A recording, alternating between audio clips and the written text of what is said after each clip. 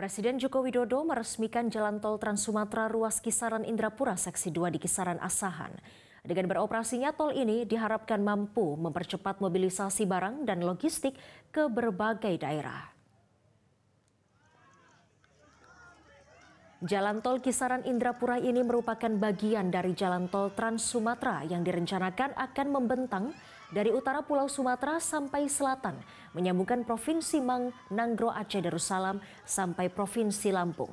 Ruas tol Kisaran Indrapura sepanjang 47,75 km terdiri dari dua seksi, yakni seksi 1 ruas 50 Indrapura sepanjang 15,6 km dan seksi 2 ruas 50 hingga Kisaran sepanjang 32,15 km dengan investasi 6,32 triliun rupiah.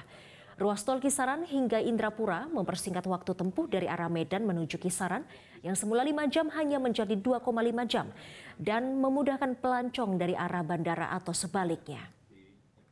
Negara lain karena persaingannya sekarang antar negara itu sangat ketat sekali.